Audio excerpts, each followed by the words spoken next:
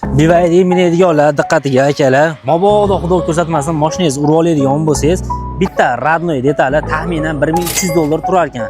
Lekin shunga qaramasdan ko'ryapsiz, BYD mashinamizni ikkita detali o'zi ayanchli holatda, o'sha zamin bo'lib ketadigan holatda. Shunga qaramasdan o'zini radnoyga to'g'rilab bermoqchimiz. Endi bu kira singan joylari ham bor. Buni endi hamkasblarga jo'natamiz. Ular kosmetikalarni qilib berishadi. Agar sizga shu ishimiz qanchalik darajada chiroyli bo'lishi sizga qiziq bo'ladigan bo'lsa, hechcha vaqtingiz ketkazmagan holatda tomosha qilib tursangiz, o'zingiz rezultatga baho berasiz. O'zini qanchalik darajada radnoy qoldirib beramiz, o'zingiz ishimizga baho berasiz.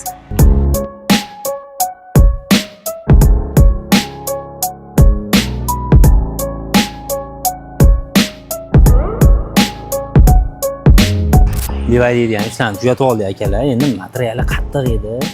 Gapni ochaymi, buni ustalar yaxshi biladi, lekin o'sha har doimgidek mehnat qildik, sababini qildik. Endi Alloh qodir qilgancha radni qoldirib berdi.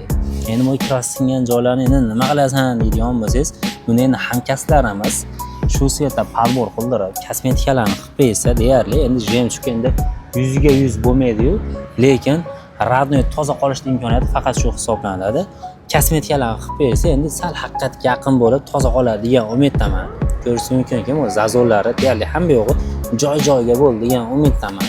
Menimcha sizga yoqadigan umiddaman. Agar ishimiz yoqqan bo'lsa, like bosib, endi videoda endi ko'proq tanishlar jo'natib, obuna bo'lmagan bo'lsangiz, obuna bo'lib qo'ysangiz, mana bundan keyingi videolarda ham qanaqa holatda qilib chiqariladi, qanaqa vannalarni, qanaqa imkoniyatda radnoy qoldirishlarining imkoniyati qanaqa holatda bo'lishini barato'la ko'rib olishingiz uchun hozirda o'zlarini obuna bo'lib qo'ying. Biz yo'qolib qo'ymasligi uchun.